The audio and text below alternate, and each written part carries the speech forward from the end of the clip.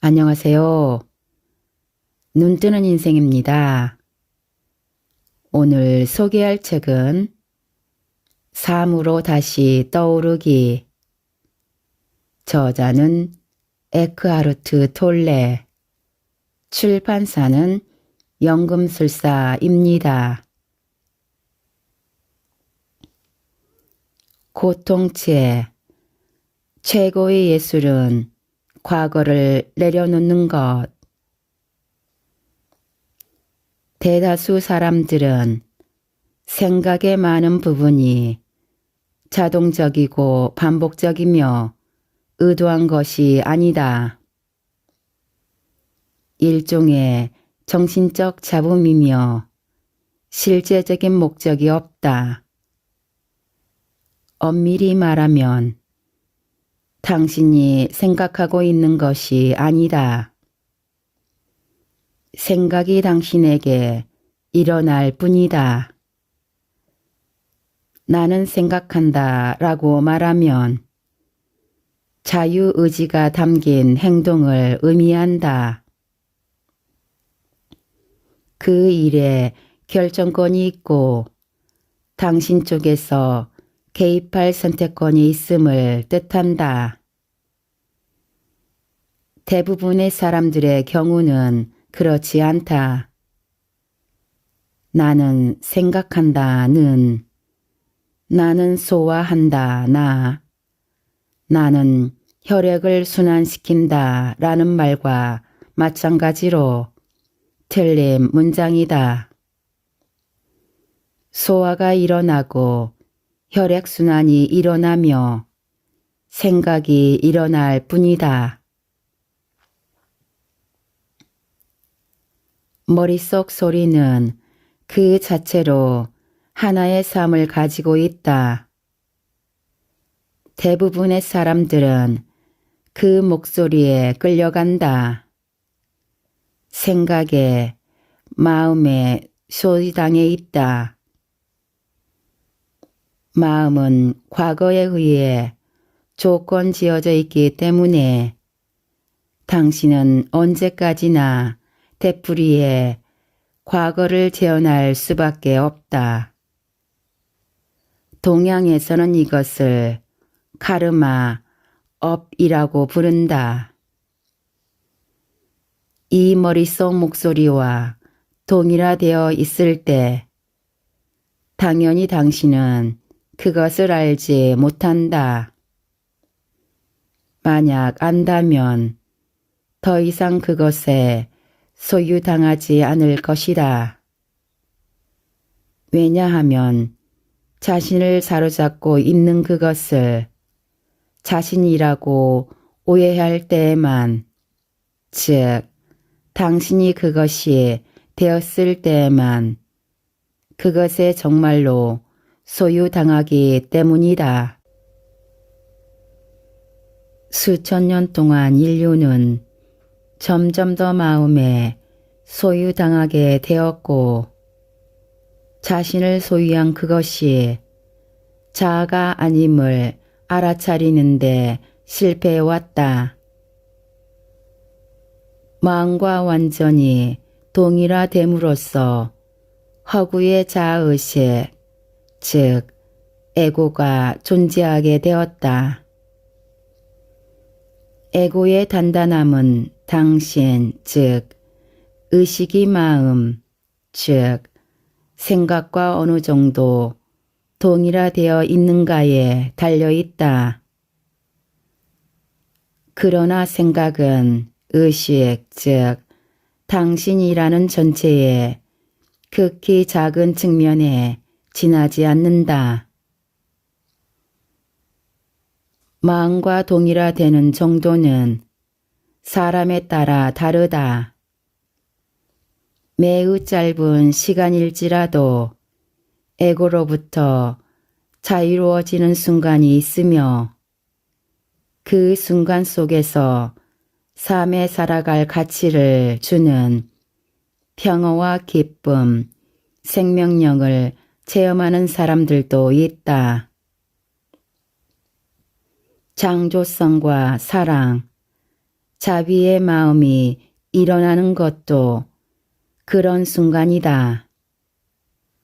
반면에 늘 애고가 지배하는 상태에 갇혀 있는 사람도 있다. 그런 사람은 다른 사람들과 주변 세계뿐 아니라 자기 자신으로부터도 멀어져 있다. 그런 사람을 보면 얼굴에 긴장감이 있고 아마도 찡그린 이마일 것이며 시선이 공허하거나 노려보는 눈빛일 것이다. 모든 관심이 생각에 흡수되어 있기 때문에 실제로는 당신을 보고 있지 않으며 당신의 말을 듣고 있지도 않다. 그 사람들은 어떤 상황에서도 현재의 순간에 있지 않는다. 과거나 미래에 관심이가 있다. 물론 과거나 미래라는 것도 그들의 마음속에 생각 형태로만 존재할 뿐이다. 아니면 그들은 실제 자신으로서 관계 맺는 것이 아니라 그들이 연기하는 어떤 종류의 역할을 통해 당신과 관계 맺는다.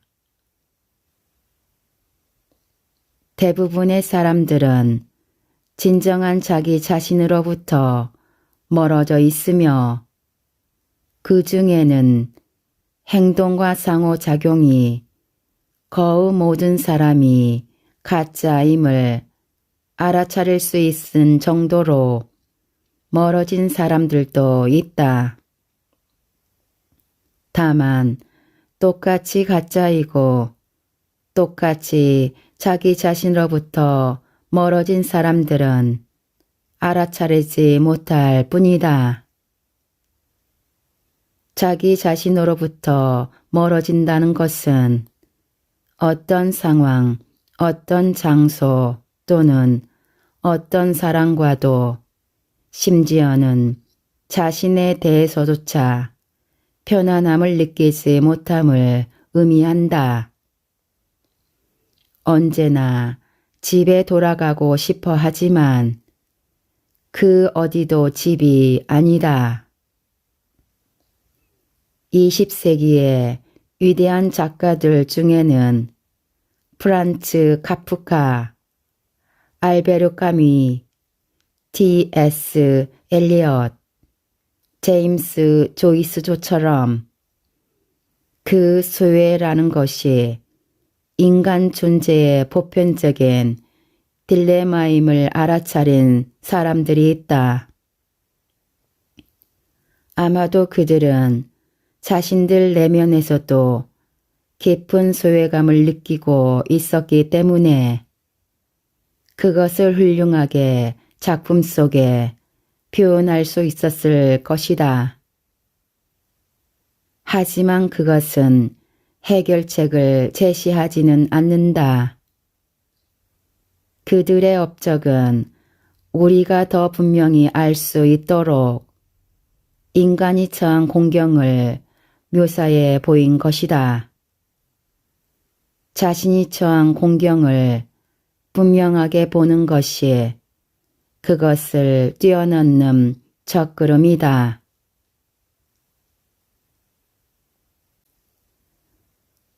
감정의 탄생. 생각의 흐름에 덧붙여 비록 그것과 분리될 수 없는 관계이긴 하지만 에고의 또 다른 차원이 있다. 감정이 그것이다. 그렇다고 해서 모든 생각과 모든 감정이 에고라는 말은 아니다. 생각과 감정이 에고가 되는 것은 당신이 생각이나 감정과 완전히 동일화될 때, 즉 생각과 감정이 나가 될 때이다. 모든 생명 형태의 유기체와 마찬가지로 당신의 몸도 유기체로서 자체의 지성을 가지고 있다. 그 지성은 당신의 마음이 말하는 것에 반응하고 당신의 생각에 반응한다. 따라서 감정은 마음에 대한 몸의 반응이다. 물론 몸의 지성은 우주 지성과 불가분의 관계이며 우주 지성의 헤아릴 수 없이 많은 나타남 중 하나이다. 몸의 지성은 원자와 분자를 일시적으로 결합시켜 당신의 육체를 이룬다. 이 지성은 신체 각 기관의 활동 뒤에서 작용하는 조직 원리이다. 산소와 음식물을 에너지로 변환하고 심장을 박동시켜 혈액을 순환시키며 면역 체계를 구성해 침입자로부터 몸을 보호한다. 또한 감각기관의 입력을 신경신호로 변화시켜 뇌로 보내고 해석하고 외부 현실에 대해 일관성이 있는 내적 그림을 재구성한다. 거의 동시에 행해지는 수천 가지의 다른 기능들을 포함해 이 모든 일들이 그 지성에 의해 완벽하게 조정된다. 당신이 자신의 몸을 운영하는 것이 아니다. 생명체의 지성이 그 일을 한다. 그 지성은 또한 환경에 대한 그 유기체의 반응까지도 책임진다. 이것은 어떤 생명체라도 동일하다.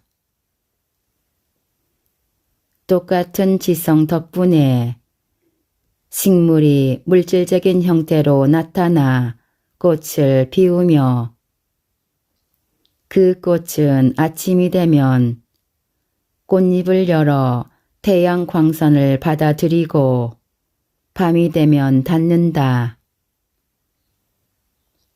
지구라는 복잡한 생명 존재, 즉 가이아로 나타나는 것이 지성이다. 이 지성의 작용으로 유기체는 어떤 위협이나 도전에 노출되면 본능적으로 반응한다. 동물에게도 분노, 두려움, 기쁨 등 인간의 감정과 유사한 반응이 일어난다. 이러한 본능적인 반응은 감정의 원초적 형태라고 할 수 있다. 어떤 상황에서는 인간도 동물과 같은 방식으로 본능적인 반응을 경험한다. 위험에 직면하여 유기체의 생존이 위협받게 되면 싸울 것인가 도망칠 것인가의 선택에 대비해 심장 박동이 급격해지고 근육이 수축하며 호흡이 빨라진다. 원초적인 두려움이다. 궁지에 몰리면 강력한 에너지가 갑자기 솟구쳐 몸에 전에는 없던 힘을 준다. 이러한 본능적인 반응은 감정과 유사하지만 진정한 의미의 감정은 아니다. 본능적인 반응과 감정의 근본적인 차이는 이것이다. 본능적인 반응은 외부 상황에 대한 몸의 직접적인 반응이다. 반면에 감정은 생각에 대한 몸의 반응이다. 감정도 간접적으로는 실제 상황과 사건에 대한 반응일 수 있지만 그것은 정신적인 해석과 생각이라는 필터, 즉 선악과 좋고 싫음, 나와 나의 것이라는 정신적 개념을 통해 해석한 상황과 사건에 대한 반응이다. 예를 들어 누군가의 차가 도난당했다는 말을 듣는다면 아무런 감정도 일어나지 않겠지만 그것이 나의 차라면 아마도 몹시 당황할 것이다. 나의라는 작은 정신 개념이 얼마나 큰 감정을 발생시키는가는 놀라울 정도다. 몸은 매우 지성적이긴 하지만 실제 상황과 생각의 차이를 구분하지는 못한다. 그러므로 모든 생각에 대해 그것이 사실인 것처럼 반응한다. 그것이 하나의 생각일 뿐임을 몸은 알아차리지 못한다. 몸에게는 걱정스럽고 두려운 생각이 나는 위험에 처했다를 의미하며 그것에 따라 반응한다. 설령 밤에 따뜻하고 편안한 침대에서 자고 있을지라도 그렇게 반응한다. 심장 박동이 빨라지고 근육이 수축하며 호흡이 빨라진다. 에너지가 고조되지만 위험은 머릿속 허구에 지나지 않기 때문에 그 에너지는 배출구가 없다. 그래서 그 에너지의 일부는 마음으로 다시 흘러가 훨씬 더 불안한 생각을 발생시킨다. 그리고 나머지 에너지는 독성을 띠고 몸의 조화로운 기능을 방해한다. 감정과 에고. 에고는 관찰되지 않은 마음, 즉 당신 자신인 것처럼 가장하는 머릿속 목소리일 뿐만 아니라 관찰되지 않는 감정, 즉 머릿속 목소리가 하는 말에 대한 몸의 반응이다. 지금까지 우리는 에고에 지배되는 목소리가 대부분의 시간에 어떤 종류의 생각에 전념하는지, 또한 내용물에 상관없이 사고 과정에 어떤 기능장애가 내재해 있는지 살펴보았다. 이 기능장애적인 생각에 대해 몸은 부정적인 감정으로 반응한다. 몸은 머릿속 목소리가 들려주는 이야기를 현실이라고 믿고 반응한다. 이 반응이 감정이다. 그리고 이번에는 감정을 발생시킨 그 생각들의 에너지를 공급한다. 이것이 점검되지 않은 생각과 감정의 악순환이며 그것이 감정적인 생각과 감정적인 이야기를 만들어낸다. 감정적인 요소가 에고를 얼마나 차지하는가는 사람에 따라 다르다. 어떤 에고는 다른 에고들에 비해 특히 그 부분이 크다. 몸의 감정적 반응을 촉발하는 생각들이 때로는 너무도 빨리 와서 마음이 그것들의 의견을 말하기도 전에 몸이 어느새 감정으로 반응하고 그 감정이 행동으로 바뀌는 경우도 있다. 그런 생각들은 언어 이전의 상태로 언어가 되지 않은 무의식적인 추정이라고 부를 수 있다.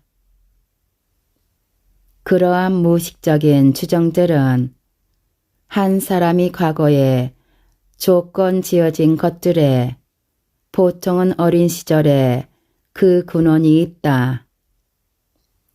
예를 들어 부모나 형제 자매와의 관계 같은 원초적인 인간관계가 뒷받침되지 않아 다른 사람을 향한 신뢰를 형성하지 못한 사람에게는 인간은 믿을 수 없어 라는 무의식적인 추정이 있을 것이다. 몇 가지 더 흔한 무의식적인 추정들이 있다. 아무도 나를 존중하지 않고 고마워하지 않아. 살아남기 위해서는 싸워야만 해. 돈은 아무리 가져도 충분하지 않아. 삶은 언제나 나를 실망시켜. 나는 풍요를 누릴 자격이 없어. 사랑받을 자격이 없어. 이러한 무의식적인 추정이 몸 안의 감정을 만들고 그 감정이 마음의 활동과 즉각적인 반응을 발생시킨다. 이런 방식으로 개인의 현실이 만들어진다. 에고의 목소리는 몸의 자연스러운 상태인 평화를 지속적으로 방해한다. 거의 모든 인간 육체가 커다란 중압감과 스트레스를 받고 있지만 이것은 외부적인 요인에 위협받기 때문이 아니라 마음 내면으로부터 오는 위협 때문인 경우가 더 많다. 몸은 그것에 달라붙어 있는 에고를 가지고 있기 때문에 에고를 구성하고 있는 모든 기능장애적인 생각 패턴들에 반응할 수밖에 없다. 이렇게 해서 잠시도 멈추지 않는 강박적인 생각의 흐름에 부정적인 감정의 흐름이 동반된다. 부정적인 감정이란 무엇인가? 몸에 해가 되고 균형과 조화로운 기능을 방해하는 감정이다. 두려움, 불안, 분노, 못마땅함, 슬픔, 미움, 강한 혐오, 질투, 시기. 이 모든 것은 몸에 흐르는 에너지를 교란시키며 심장, 면역체계, 소화기능, 호르몬 생성 등에 영향을 미친다. 아직 에고가 어떻게 작동하는가에 대해서는 거의 아무것도 알지 못하는 현대의학조차도 부정적인 감정 상태와 신체적 질병이 갖는 연관성을 인정하기 시작했다.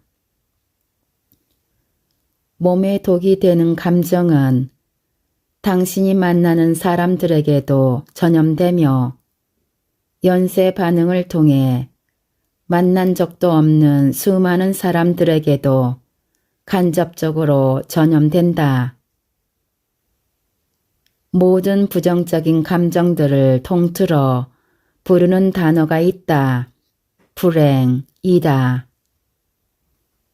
그렇다면 긍정적인 감정들은 몸에 좋은 영향을 미치는가? 면역 체계를 강화시키고 몸을 지휘하고 활력을 주는가?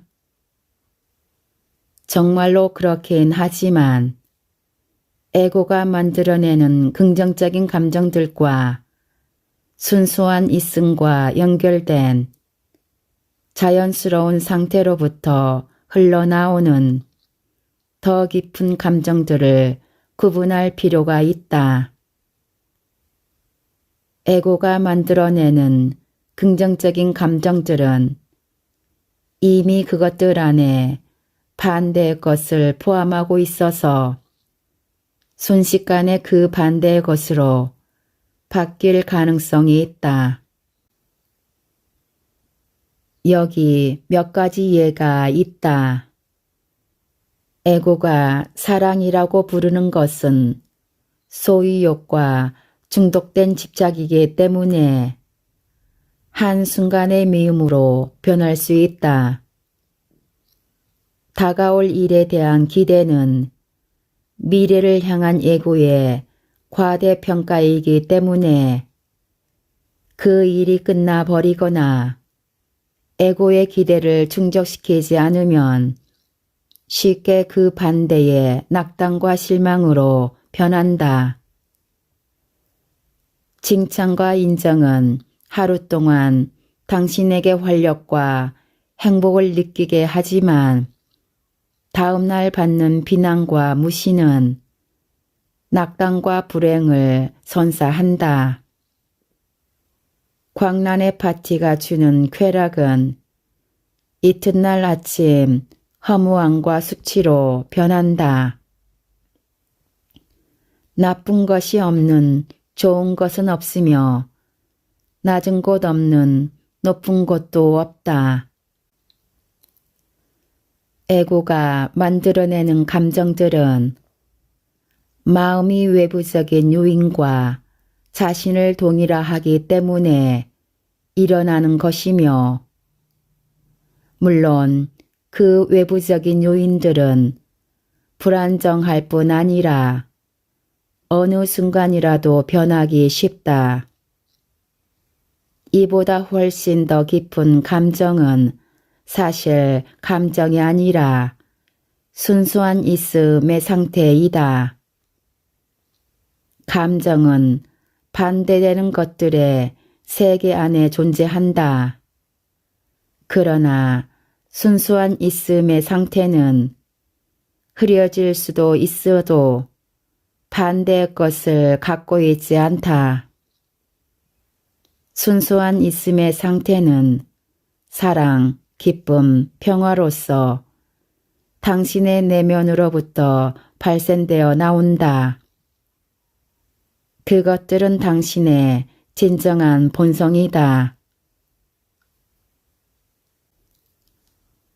우리에게 인간의 마음이 있다면 지금 이 순간을 살아라. The Power of Now에서 나는 두 마리 오리의 싸움을 관찰한 경험에 대해 쓴 적이 있다. 오리의 싸움은 결코 오래 지속되지 않으며 금세 헤어져 각자 방향으로 헤엄쳐 간다. 그런 후에 두 마리는 몇 차례 격렬하게 날개를 털어 싸우는 동안 쌓인 에너지, 나머지의 에너지를 방출한다. 그 후 날개를 젓고 마치 아무 일도 없었던 것처럼 유유히 물리를 떠간다. 만약 오리에게 인간의 마음이 있다면 오리는 생각 속에서 이야기를 만들어 내면서 그 싸움을 계속할 것이다. 오리는 아마도 이런 이야기를 만들 것이다. 저놈이 저런 짓을 하다니 도무지 믿을 수가 없어. 저놈은 나는 안중에도 없이 내 옆구리 바로 근처에서 밀고 왔어. 이 연못이 자기 것인 줄 아나? 내 개인적인 공간에 대한 배려가 전혀 없잖아. 저런 놈은 다시는 믿지 말아야 해. 나를 약 올리고 다음에는 어떤 계략을 꾸밀지도 모르는 놈이야. 이미 뭔가를 꾸미고 있는 게 분명해. 하지만 이쪽에서도 가만히 있지는 않을 거야. 2번 다시 잊을 수 없도록 단단히 가르쳐 줘야지.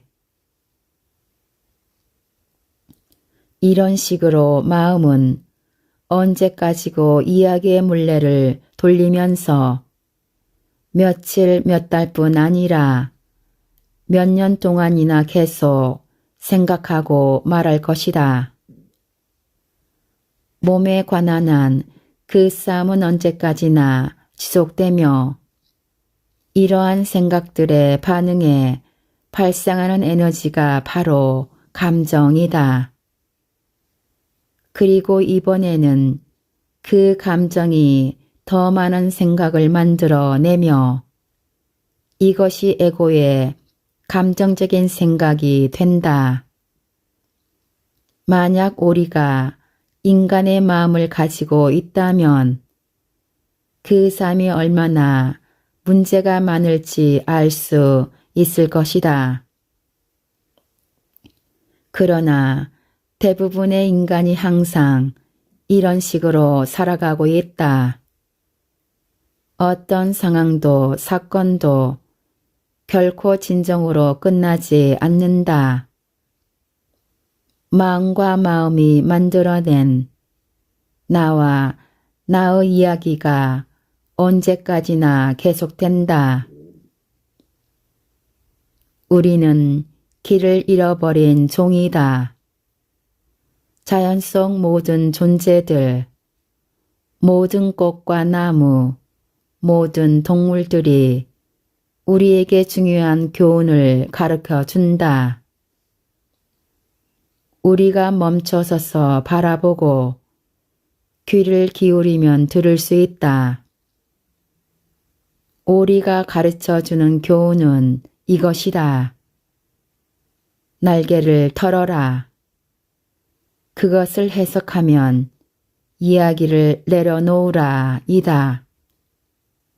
그리고 힘을 가진 유일한 장소로, 즉 현재의 순간으로 돌아오라. 과거를 얻고 다니게. 인간의 마음이 얼마나 과거를 내려놓지 못하는지 혹은 내려놓으려 하지 않는지를 여실히 보여주는 선의 일화가 있다.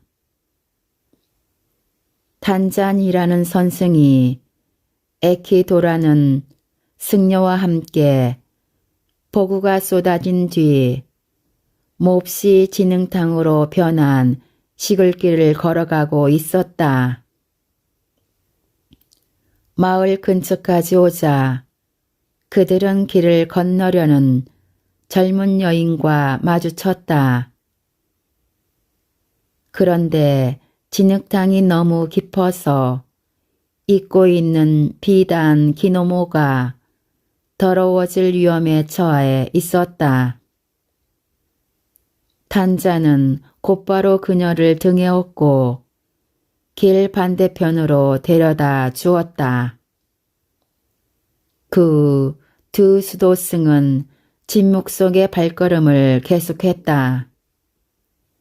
5시간 뒤 그날 밤 머무르게 될 절이 보일 때쯤에 에키도가 마침내 더 이상 참지 못하고 입을 열었다.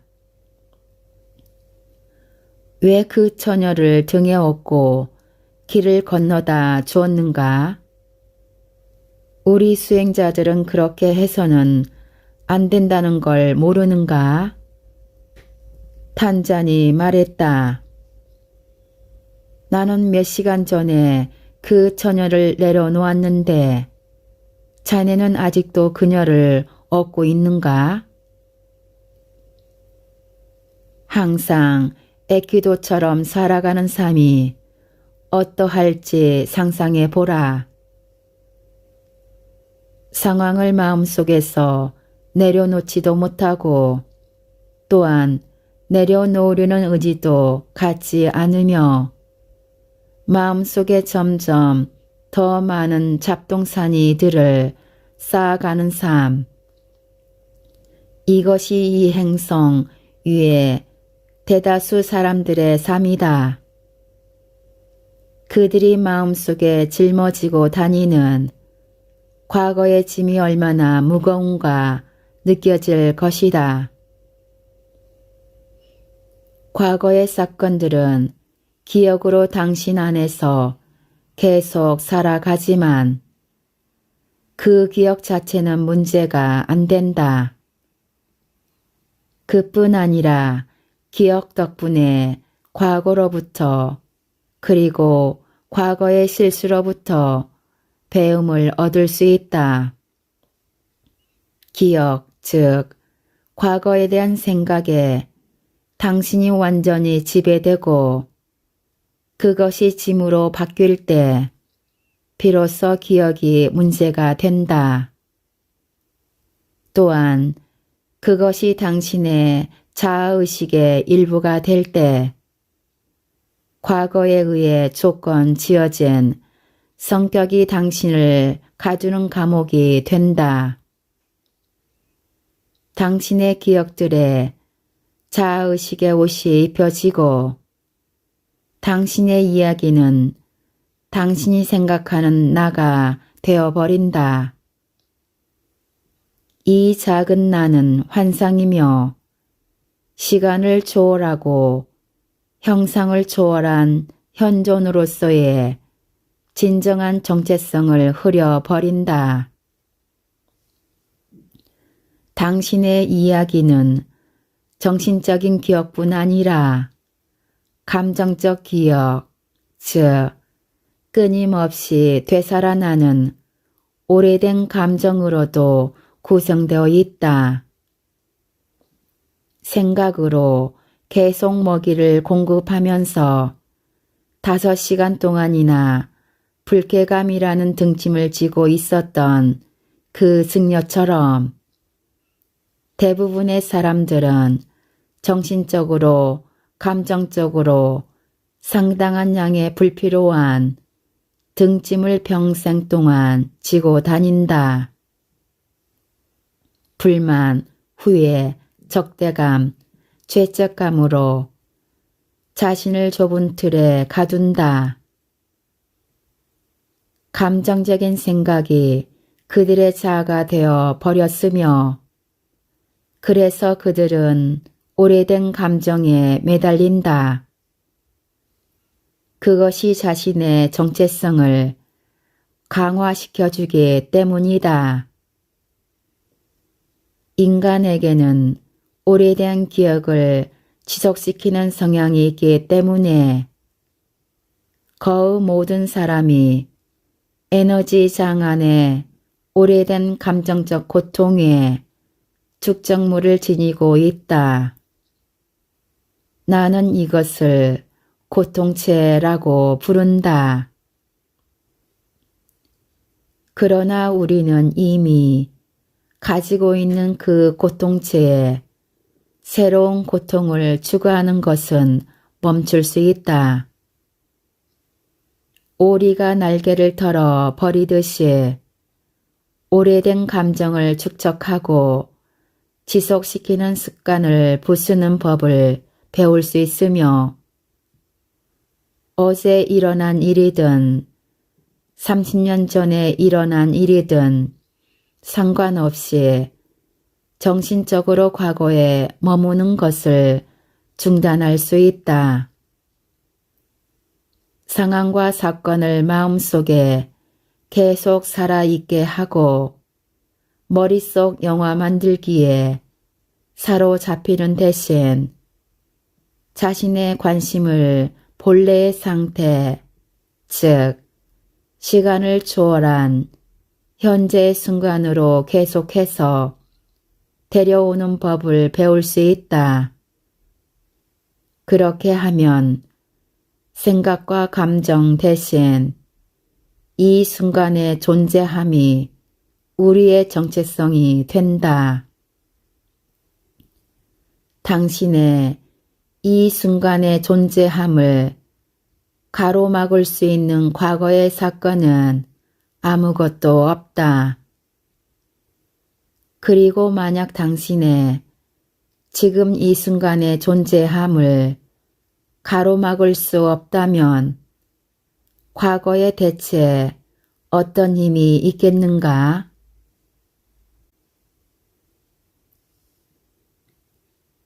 지금까지 삶으로 다시 떠오르기에서 일부 발췌하여 읽어드렸습니다. 좋은 책을 써주시고 편해 주셔서 감사합니다. 우리 모두 책을 통해 점점 더 성장해 갔으면 합니다. 감사합니다.